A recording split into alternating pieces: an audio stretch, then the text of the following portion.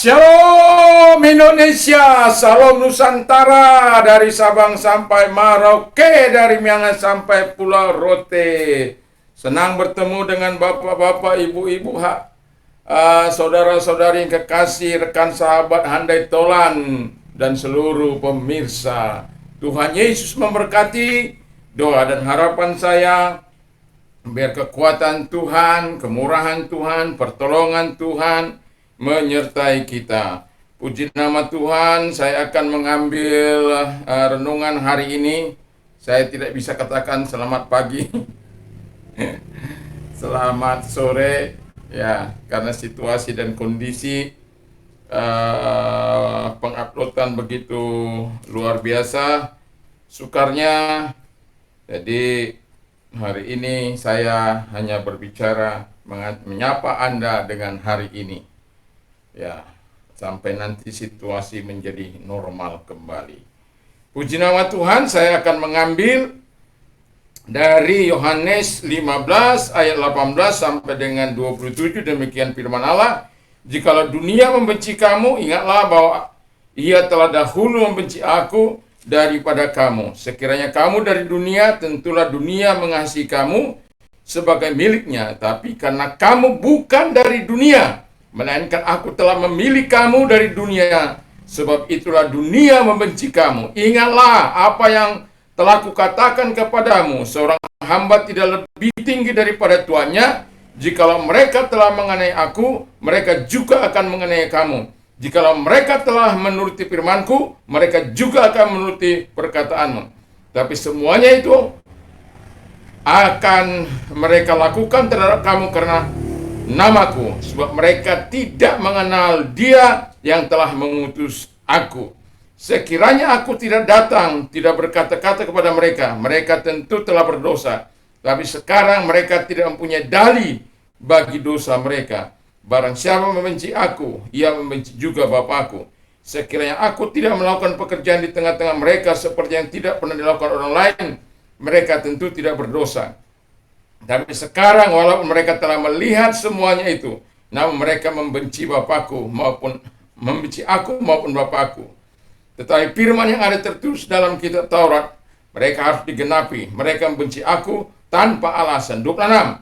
Jikalau penghibur yang akan kuutus dari Bapa datang, yaitu Roh kebenaran yang keluar dari Bapa, ia akan bersaksi tentang aku. Tetapi kamu juga harus bersaksi, karena kamu dari semula bersama-sama dengan Dia. Puji nama Tuhan.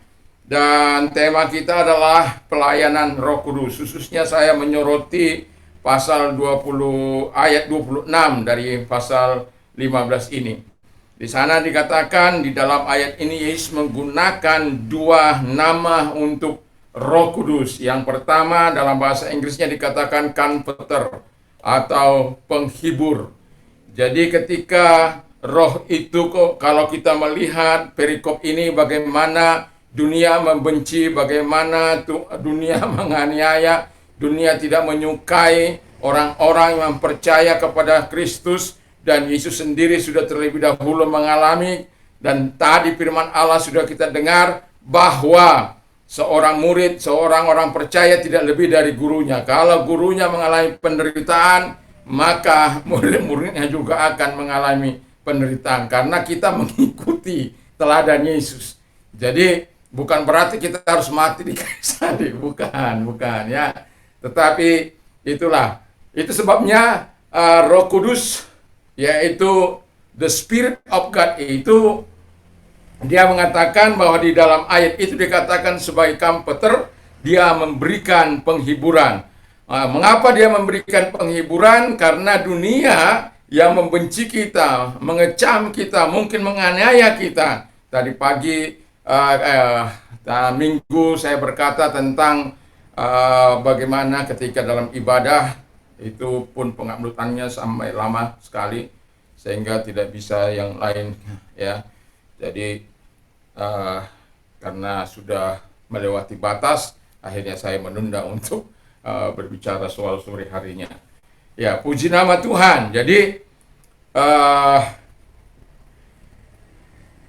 Roh Kudus menghibur, kepada setiap orang yang mengalami kesusahan atau menolong. Dia juga menolong. Yang pertama, dia mau menolong orang-orang yang dalam penderitaan itu supaya orang itu tidak kecewa lalu menolak Yesus. Dia menolong, memberikan kekuatan, memberikan penghiburan agar mereka tidak tawar hati, tidak desperate, tidak putus asa, tetapi mereka melihat, memandang hanya kepada Allah. Lalu yang kedua dikatakan bahwa Roh Kudus itu juga yang sebagai comforter, dia memberikan keberanian bagi kita, yaitu encouraging. Jadi ketika dia memberikan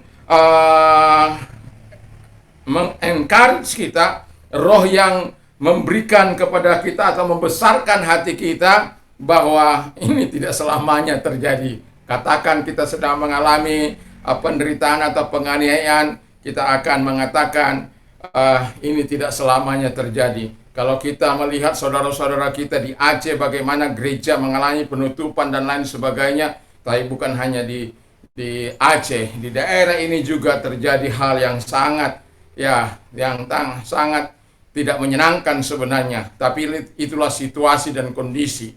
Tapi kita harus berani berbicara, kita harus berani mengatakan apa yang seharusnya kita katakan. Kita harus berani menyatakan segala apa yang seharusnya kita katakan, karena Indonesia bukan negara syariat. Indonesia adalah negara di mana setiap penduduknya bebas untuk melakukan ibadah, karena dimanapun orang yang beribadah perlu tempat dan tempat untuk beribadah. Tidak akan mungkin kita beribadah di jalan-jalan, dan kita tentu perlu tempat untuk beribadah. Sebagai orang percaya, kita beribadah di mana saja pun tidak ada masalah, selama itu menyenangkan hati Tuhan. Tujuan kita mempermuliakan nama Tuhan.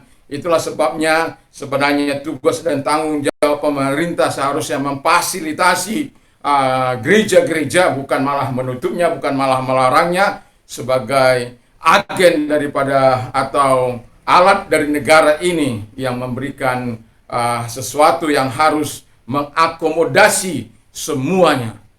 Tetapi kalaupun terjadi, Tuhan akan menghiburkan kita, Tuhan akan memberikan kita harapan bahwa badai pasti berlalu, karena kita memiliki apa yang dikatakan Roh Kudus, di mana dia sebagai penghibur, dia membesarkan hati kita, memberikan harapan kepada kita, dan terus memotivasi kita untuk berjuang melawan segala ketidakadilan dengan aturan-aturan main yang ada, dengan segala pengharapan dan situasi dan kondisi. Dan kalau dunia ini membenci kata Tuhan, itu karena mereka tidak mengenal Bapa ataupun mengenal Anak.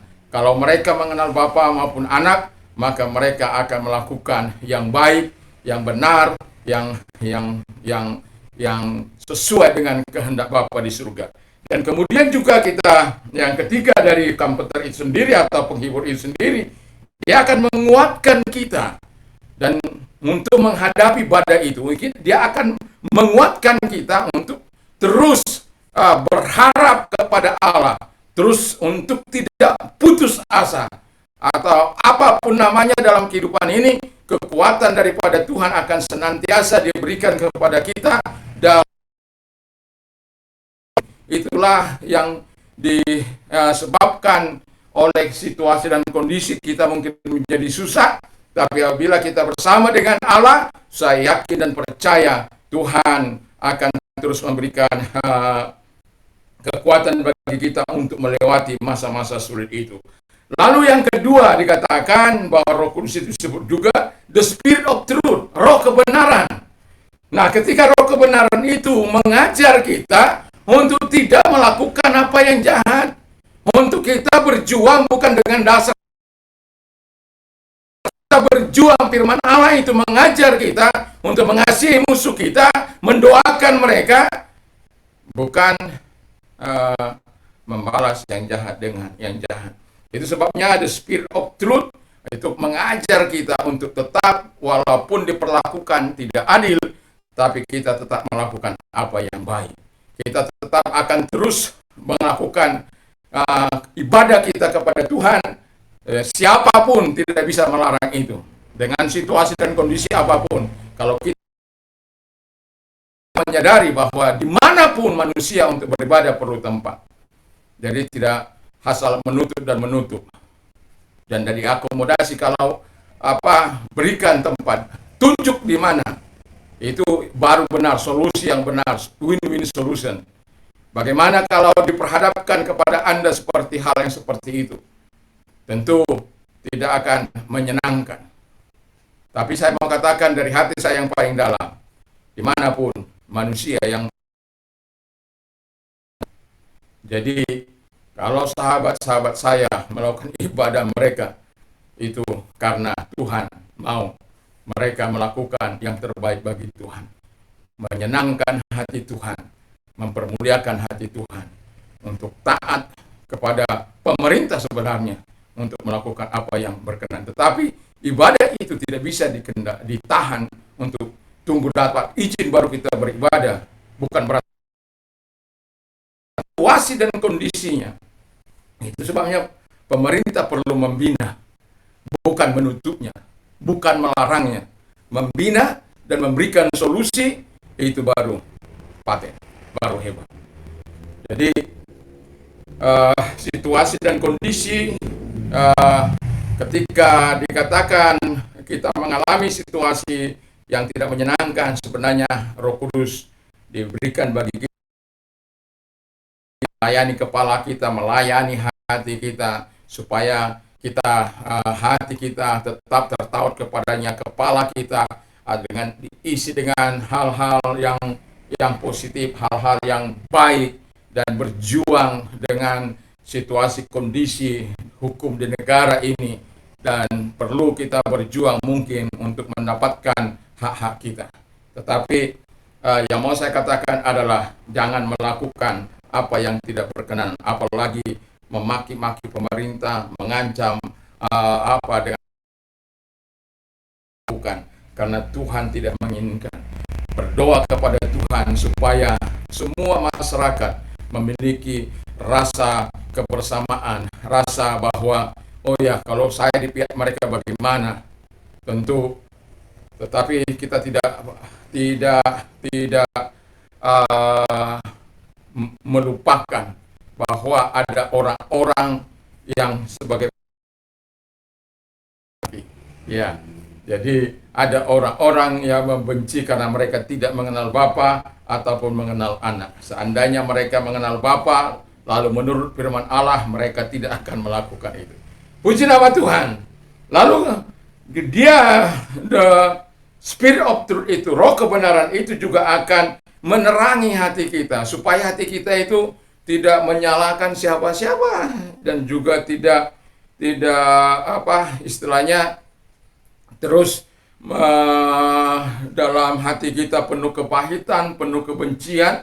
Itu sebabnya perlu dicerahkan oleh Tuhan, diberikan seperti firman Allah, supaya kita di-illuminating oleh Dia, dicerahkan supaya kita tidak melakukan apa yang tidak benar. Jadi yang kemudian bahwa roh kebenaran itu juga reminding us, mengingatkan kita supaya kita terus berjalan dalam kebenaran, sekalipun badai, sekalipun penganiayaan, sekalipun situasi. Ingat bahwa Roh Kudus akan terus melayani kita, akan terus ingat pelayan Roh Kudus itu, dia akan melayani hati kita, kegusaran hati kita, dan memberikan ketenangan dalam kepala kita. Makanya saya katakan bahwa pelayanan Roh Kudus itu dia melayani kepala kita, dia melayani hati kita. Di kepala kita ini banyak ide-ide, banyak hal-hal yang bisa kita perbuat.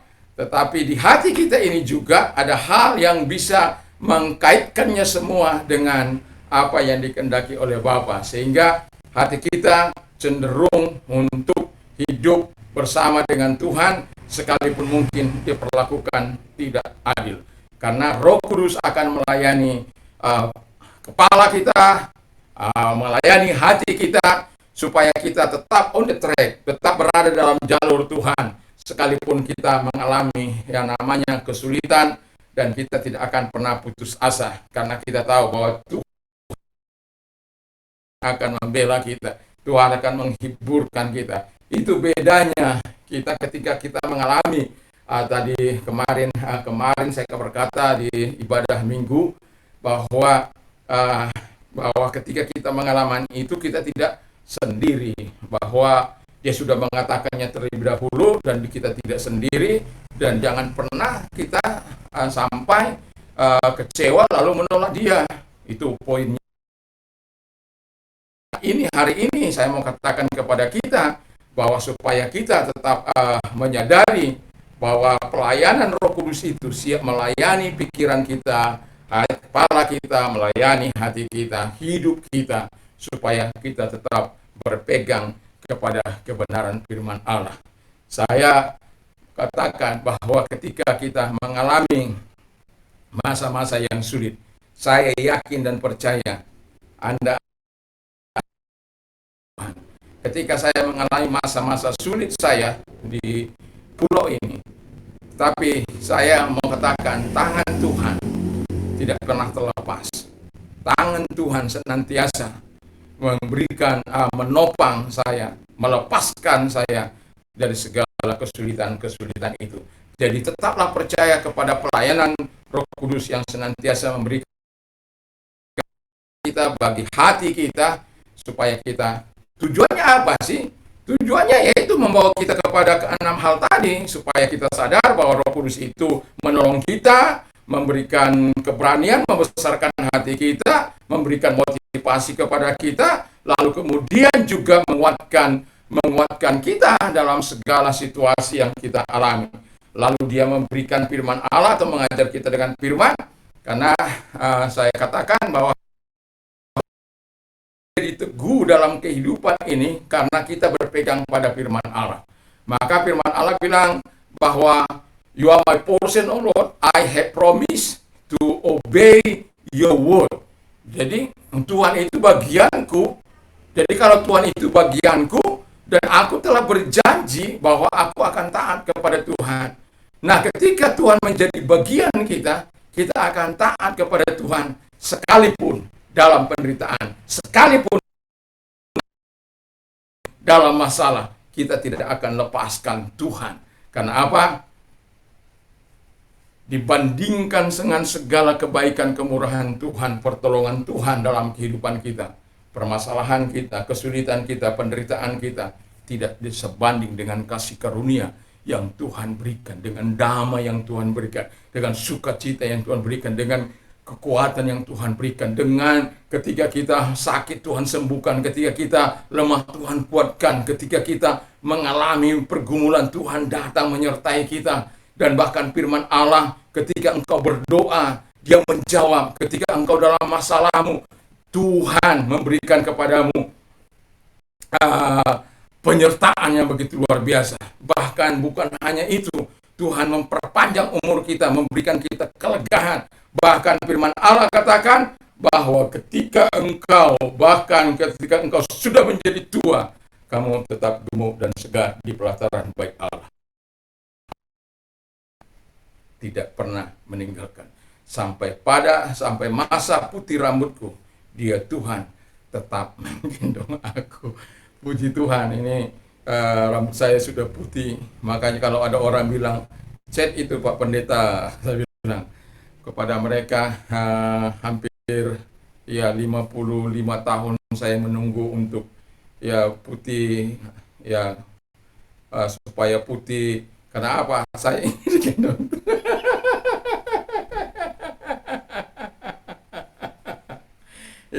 Saya ingin digendong Tuhan dalam perjalanan ini. Karena kalau kita digendong Tuhan enak dah. Saya kan bilang begitu.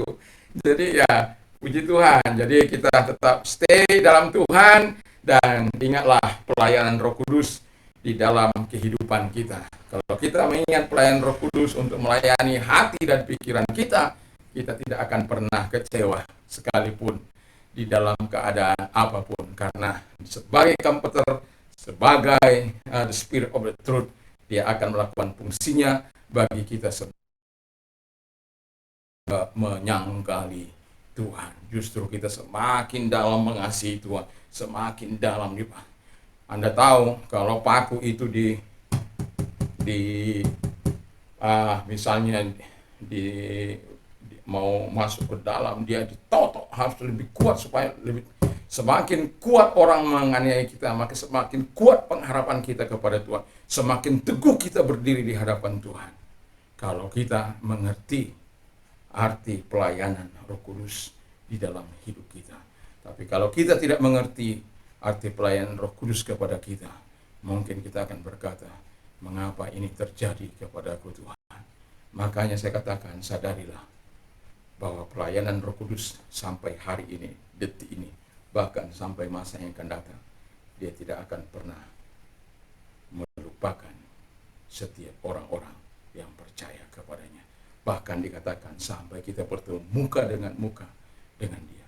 Tetaplah cinta pada Tuhan, tetaplah cinta pada firman Allah, Bapa, Anak, dan Roh Kudus, senantiasa menjadi kekuatan kita, menjadi pengharapan kita dalam menghadapi segala situasi. Dan jangan pernah takut dalam menghadapi kehidupan ini. Puji nama Tuhan, Tuhan memberkati kita. Mari kita tunduk kepala dan kita berdoa. Kami bersyukur, berterima kasih kepada Tuhan buat semua anugerah-Mu, buat semua kebaikan-Mu, sehingga Tuhan Bapa di surga menolong kami, memberkati kami, dan memberkati firman. Di dalam nama Tuhan Yesus Kristus, nyatakan kasih-Mu, nyatakan kuasa-Mu. Terima kasih, kami berdoa bagi bangsa dan negara kami ini Tuhan. Tuhan memberkati bagi mereka yang teraniaya di negara-negara yang tertutup, atau di bagian sahabat-sahabat kami di Aceh sana Tuhan. Tuhan menolong mereka, atau di Padang, Tuhan menolong supaya, karena kami banyak mendengar berita bagaimana sahabat-sahabat kami, orang-orang percaya yang mengalami tekanan-tekanan yang begitu luar biasa. Semoga para pemimpin kami di bangsa ini bisa mengerti bahwa semua manusia itu punya hak untuk beribadah, dan tidak ada alasan karena tanpa izin.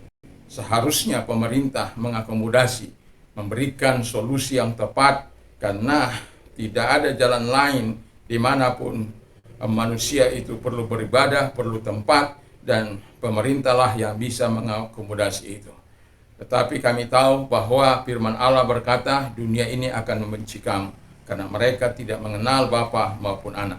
Seandainya mereka mengenal Bapa maupun Anak, tentu mereka tidak akan melakukan itu. Karena apa? Karena Tuhan mengajari kami untuk mengasihi, untuk menolong, dan membela hak-hak orang yang tertindas.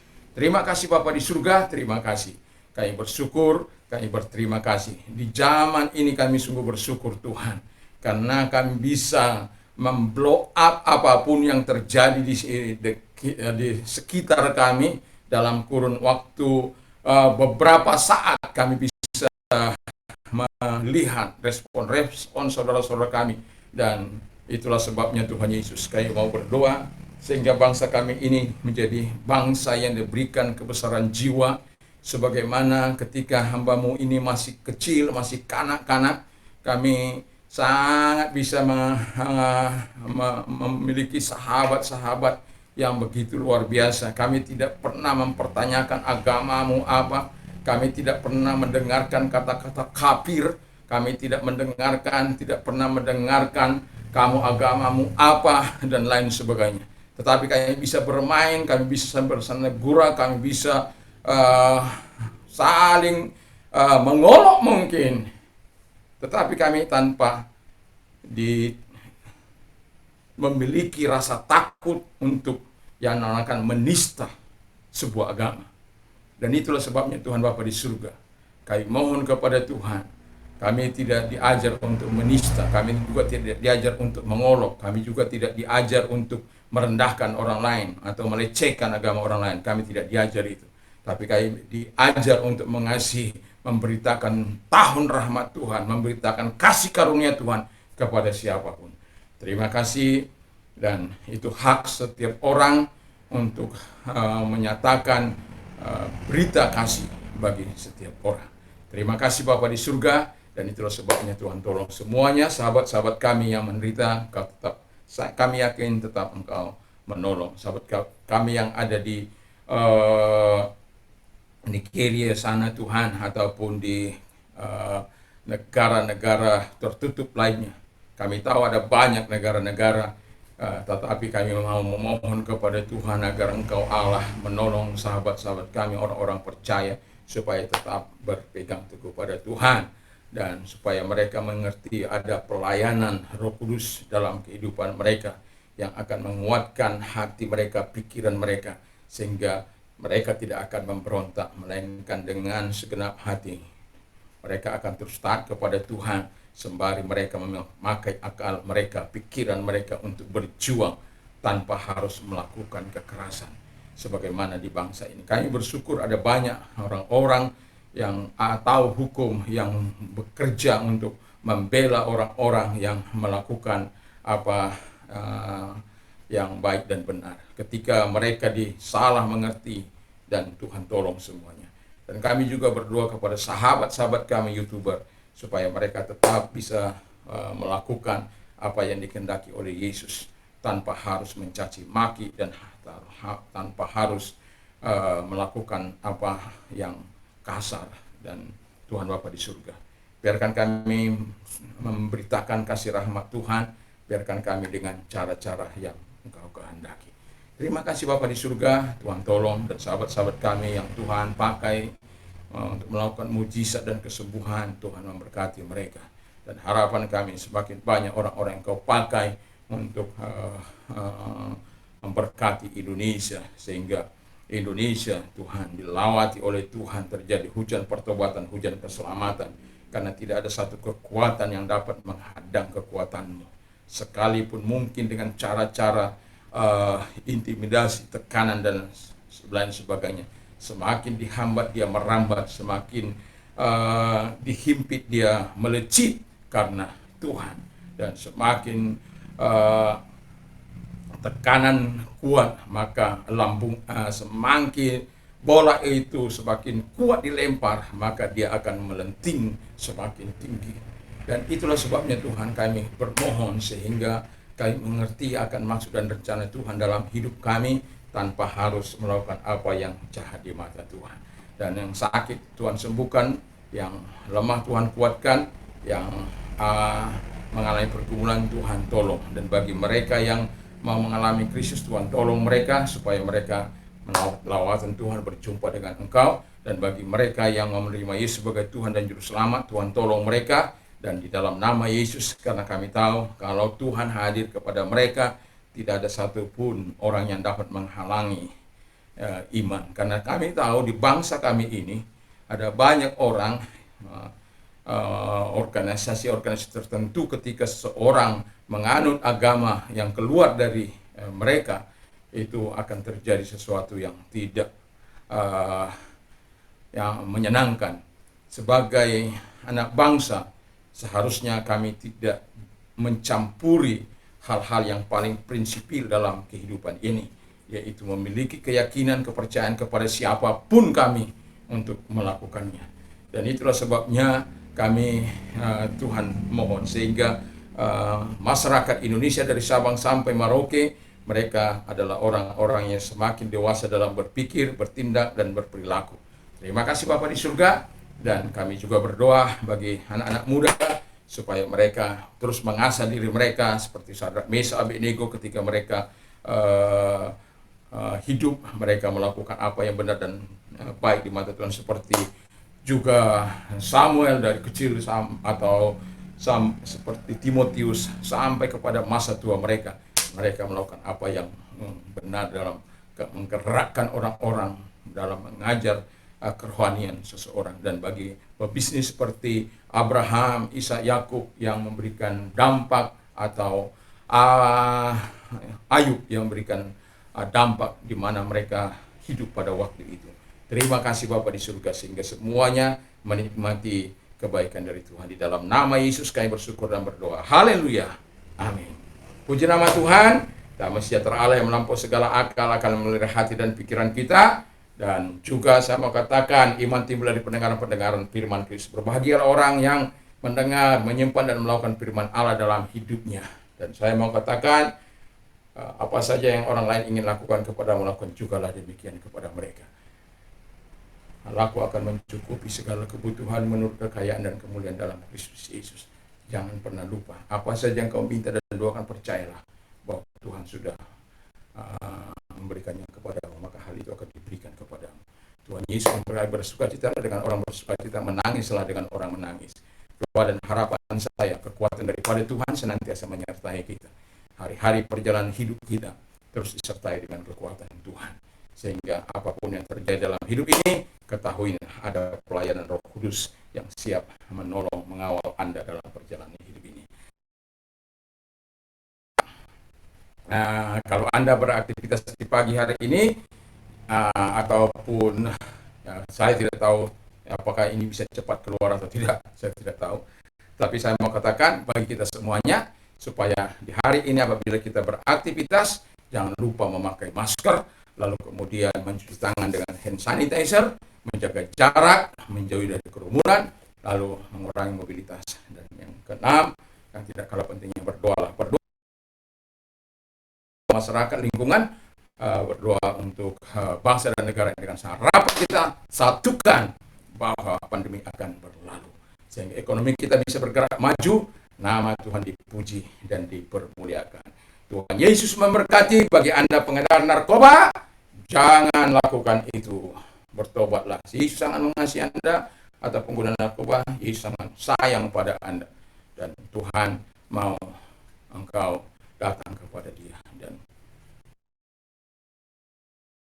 itu bisa menghancurkan dirimu, menghancurkan ekonomi, usahamu, pekerjaanmu, keluargamu, masa depanmu, bahkan bangsa dan negara ini.